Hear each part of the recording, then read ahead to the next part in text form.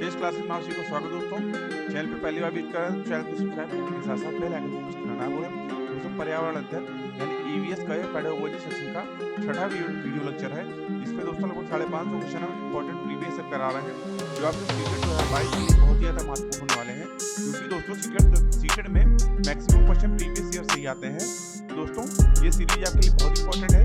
दोस्तों वीडियो को लास्ट तक बने रहिएगा, ठीक है। दोस्तों सीधे चलते हैं प्रश्न की ओर। वीडियो अच्छा लगे दोस्तों तो वीडियो को लाइक करिएगा, जो अपने दोस्तों में शेयर भी करिएगा, ठीक है। पहला प्रश्न देखिए क्या कह रहा है।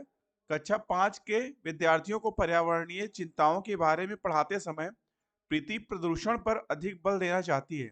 वांछित उद्देश्य को प्राप्त करने के लिए नीचे दिए गए क्रियाकलापों में से कौन सा सर्वाधिक प्रभावी हो सकता है। ए, विद्यार्थियों से विभिन्न प्रकार के प्रदूषणों के चार्ट बनवाकर।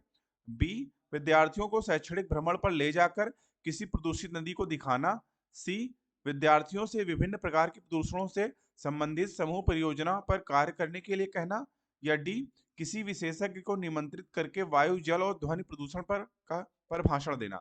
बताना उसको राइट आंसर कौन सा होगा। दोस्तों सी ऑप्शन आपका इस प्रश्न के लिए बिल्कुल राइट होगा। विद्यार्थियों से विभिन्न प्रकार के प्रदूषणों पर से संबंधित समूह परियोजना पर कार्य करने के लिए कहना, ठीक है। तो पहला प्रश्न के लिए सी ऑप्शन आपका बिल्कुल राइट होगा, ठीक है। चलते हैं अगले क्वेश्चन की ओर। दूसरा क्वेश्चन देखिए तो क्या कह रहा है। शालिनी ने कक्षा 4 के विद्यार्थियों को विज्ञान केंद्र दिखाने के लिए शैक्षणिक भ्रमण की योजना बनाई। नीचे दिया गया कौन सा सामान्य निर्देश इस भ्रमण के लिए अप्रासंगिक है, ठीक है। ए, प्रदर्शन के समय अपनी शंकाओं के विषय में प्रश्न पूछना। बी, अपना दिन भर का पूरा बस्ता लेकर आना। या सी, बिना मुझे सूचित किए कहीं ना जाना। या डी, अपने साथ पेन और नोटपैड ले जाना। बताना उसको राइट आंसर कौन सा होगा। तो दोस्तों बी ऑप्शन आपका अपना दिन भर का पूरा बस्ता लेकर आना, यह जो है ऑप्शन इस प्रश्न के लिए एकदम अप्रासंगिक है, ठीक है। तो इसी हिसाब इसे यही पूछा था दोस्तों कि अप्रासंगिक कौन है, तो इस हिसाब से बी ऑप्शन आपका इस प्रश्न के लिए सबसे राइट आंसर हो जाएगा, ठीक है। चलते हैं अगले क्वेश्चन की ओर। तीसरा क्वेश्चन देखिए तो क्या कह रहा है। प्राथमिक स्तर की अच्छी ईवीएस पाठ्यचर्या में होना चाहिए। ए, पाठ के अंत में अधिक अभ्यास प्रश्न सम्मिलित करना। बी, अपने आसपास को खोजने के अवसर प्रदान करना। सी, संकल्पनाओं की विस्तृत व्याख्या पर अधिक एकाग्रता। या डी, पदों पर अर्थात परिभाषा पर अधिक बल देना। बताना उसको राइट आंसर कौन सा होगा। तो दोस्तों आपका इसमें बी ऑप्शन जो है अपने आसपास को खोजने का अवसर प्रदान करना बिल्कुल राइट ऑप्शन हो जाएगा इस प्रश्न के लिए, ठीक है। चलते हैं अगले क्वेश्चन की ओर। चौथा क्वेश्चन देखिए तो क्या कह रहा है। प्राथमिक स्तर की ईवीएस पाठ्य पुस्तकों में कविताएं और कहानियां सम्मिलित करने का कारण है। ए, विद्यार्थियों में साहित्यिक रुचि विकसित करना। बी, विषय के अधिगम में आमोद प्रमोद प्रदान करना। सी, मूल संकल्पनाओं के अधिगम में वृद्धि करना। या डी, विषय वस्तु को प्रस्तुत करने की नित्यचर्या और एक रास्ता में परिवर्तन करना। बताना उसको राइट आंसर कौन सा होगा। तो दोस्तों बी ऑप्शन आपका इस प्रश्न के लिए सबसे अच्छा ऑप्शन होगा, विषय के अधिगम में आमोद प्रमोद प्रदान करना, ठीक है। तो बी ऑप्शन आपका इस प्रश्न के लिए सबसे राइट आंसर हो जाएगा, ठीक है। चलते हैं अगले क्वेश्चन की ओर। पांचवा क्वेश्चन देखिए क्या कह रहा है। ईवीएस की कक्षा में जल का पाठ पढ़ाते समय अंजलि ने अपनी कक्षा में जल के विभिन्न स्रोतों और जल को संरक्षित करने के लिए व्यक्तिगत क्रियाओं पर रोल प्ले आयोजित किया। इस क्रियाकलाप का मुख्य उद्देश्य है। ए, विद्यार्थियों की सामाजिक कुशलताओं में सुधार करना। बी, अधिगम की प्रक्रिया में एक रास्ता को तोड़ना। सी, अधिगम की प्रक्रिया में विद्यार्थियों का सक्रिय भाग लेना सुनिश्चित करना। या डी, जल के स्रोतों के विषय में विद्यार्थियों के ज्ञान में वृद्धि करना। बताना उसको राइट आंसर कौन सा होगा। तो दोस्तों सी ऑप्शन आपका अधिगम की प्रक्रिया में विद्यार्थियों का सक्रिय भाग सुनिश्चित करना बिल्कुल राइट ऑप्शन हो जाएगा इस प्रश्न के लिए, ठीक है। चलते हैं अगले क्वेश्चन की ओर। छठा क्वेश्चन देखिए तो क्या कह रहा है। ईवीएस कक्षा में सामाजिक असमानताओं पर अधिक बल देने के लिए निम्नलिखित में से कौन सा अधिक प्रभावी अधिगम अनुभव होगा। ए, संबंधित मामलों यानी समस्याओं पर वीडियो फिल्म दिखाना। बी, संबंधित मामलों यानी समस्याओं पर विशिष्ट भाषण आयोजित करना। सी, संबंधित मामलों पर क्विज प्रतियोगिता यानी प्रश्नोत्तर प्रतियोगिता का संचालन करना। या डी, विद्यार्थियों से समूह परियोजना का भार अपने ऊपर लेने के लिए कहना। बताना उसको राइट आंसर कौन सा होगा। तो दोस्तों डी ऑप्शन आपका इस प्रश्न के लिए सबसे राइट आंसर हो जाएगा, विद्यार्थियों से समूह परियोजना का भार अपने ऊपर लेने के लिए कहना सबसे सटीक आंसर होगा। ठीक है, इस प्रश्न के लिए। चलते हैं अगले क्वेश्चन की ओर। 7वां क्वेश्चन देखिए क्या कह रहा है।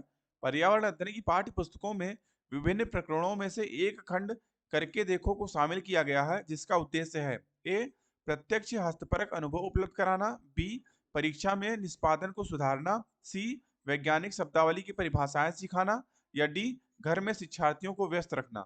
बताना उसको राइट आंसर कौन सा होगा। तो दोस्तों ए ऑप्शन आपका प्रत्यक्ष हस्तपरक अनुभव उपलब्ध कराना, इस प्रश्न के लिए सबसे सटीक आंसर यही होगा, ए ऑप्शन। ठीक है, चलते हैं अगले क्वेश्चन की ओर। 8वां क्वेश्चन देखिए तो क्या कह रहा है।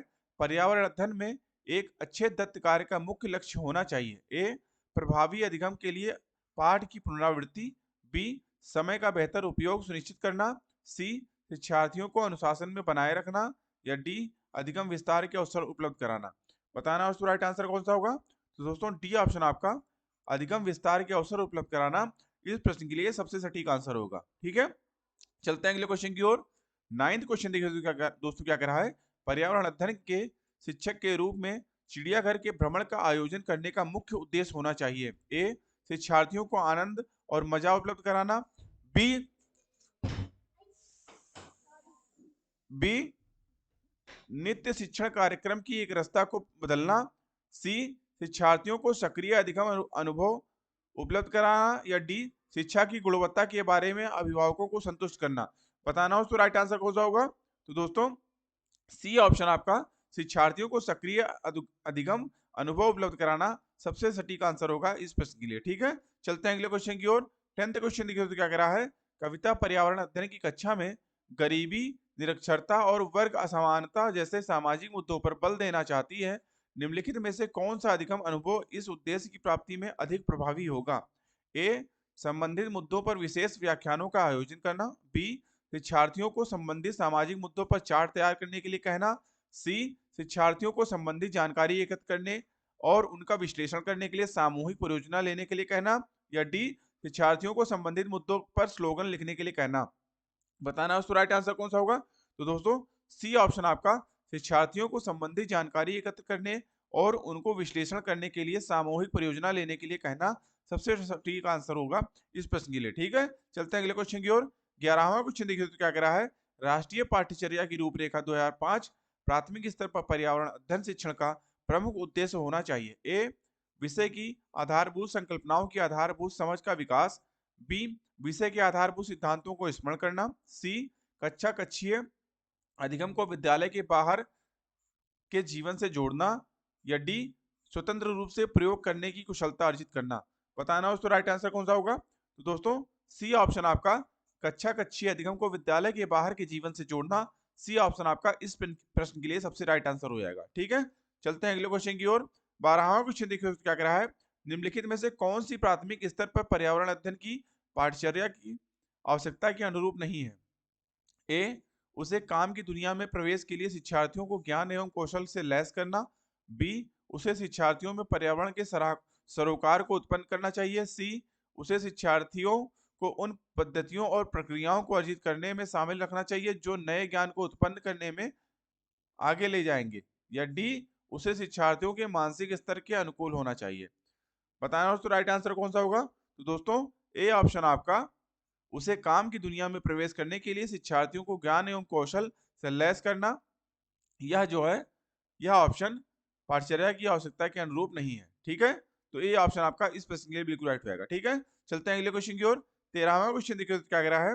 पर्यावरण अध्ययन की पाठ्य पुस्तकों में कविताओं और कहानियों को शामिल करने का निम्नलिखित में से कौन सा उद्देश्य नहीं है। ए विषय में रुचि का विकास करना, बी नित्य और एकरस विषय वस्तु में बदलाव करना, सी शिक्षार्थियों को आनंद और मजा उपलब्ध कराना, या डी शिक्षार्थियों में कल्पनाशीलता और सृजनात्मक योग्यता को बढ़ावा देना। बताना दोस्तों राइट आंसर कौन सा होगा। तो दोस्तों बी ऑप्शन आपका नित्य एवं एकरस विषय वस्तु में बदलाव करना इस प्रश्न के लिए सबसे सटीक आंसर हो जाएगा। ठीक है, चलते हैं अगले क्वेश्चन की ओर। 14वां क्वेश्चन देखिए तो क्या कह रहा है। पर्यावरण अध्ययन की एक अच्छी पाठचर्या को बच्चे के प्रति सही, जीवन के प्रति सही और विषय के प्रति सही होना चाहिए। पाठचर्या की निम्नलिखित विशेषताओं में से कौन सी उपयुक्त आवश्यकता को पूरा नहीं करती है। ठीक है, ऑप्शन ए यह भय एवं पूर्वाग्रहों से मुक्त होने के लिए के मूल्य को बढ़ावा देती है, बी यह विषय को एक सामाजिक प्रक्रम के रूप में देखने के लिए शिक्षार्थियों हेतु आवश्यक है, सी यह सी देखिए, यह शिक्षण अधिगम प्रक्रिया पर अधिक बल देती है, या डी यह शब्दावली और परिभाषाओं पर अधिक बल देती है। बताना दोस्तों राइट आंसर कौन सा होगा। तो दोस्तों डी ऑप्शन आपका, यह शब्दावली और परिभाषाओं पर अधिक बल देती है, इस प्रश्न के लिए सबसे अच्छा ऑप्शन डी होगा। ठीक है, चलते हैं अगले क्वेश्चन की ओर। और दोस्तों ये इस वीडियो लेक्चर का लास्ट क्वेश्चन है। प्रयोगशीलता खोजना, जांच पड़ताल और प्रश्न पूछना पर्यावरण अध्ययन के सक्रिय अधिगम के अनिवार्य तत्वों का निर्माण करते हुए एक शिक्षक हमें खाना चाहिए की संकल्पना के बारे में बताने के लिए निम्नलिखित गतिविधियों की व्यवस्था करता है। निम्नलिखित 4 गतिविधियों में से कौन सी सक्रिय अधिगम को संतुष्ट करती है। ए, श्यामपट्ट पर उस प्रकार के सभी भोज्य पदार्थों के चित्र बनाता है। बी, विभिन्न भोज्य पदार्थों के उदाहरण देता है, प्रत्येक में अनिवार्य तत्व बताता है। सी, शिक्षार्थियों से कहता है कि सभी संभावित स्रोतों से संबंधित जानकारी एकत्र करें। या डी, प्रकरण पर एक वीडियो दिखाता है। बताना दोस्तों राइट आंसर कौन सा होगा। तो दोस्तों सी ऑप्शन आपका इस प्रश्न के लिए सबसे सटीक आंसर होगा। शिक्षार्थियों से कहता है कि सभी संभावित स्रोतों से संबंधित जानकारी एकत्र करना। ठीक है, तो दोस्तों अभी के लिए इतना ही। आशा करता हूं आपको वीडियो लेक्चर अच्छा लगा होगा। दोस्तों वीडियो लेक्चर अच्छा लगा हो तो वीडियो को लाइक करिए, एवं आपने अगर अभी तक हमारे चैनल को सब्सक्राइब नहीं किया है तो प्लीज़ हमारे चैनल को सब्सक्राइब करिए, एवं बेल आइकन भी ऑन कर लीजिए, जिससे हमारे चैनल पे आने वाले सभी प्रकार के वीडियोस की नोटिफिकेशन आपको टाइमली मिलते रहें। दोस्तों मिलते हैं हम लोग नेक्स्ट वीडियो में, तब तक के लिए थैंक यू, जय हिंद।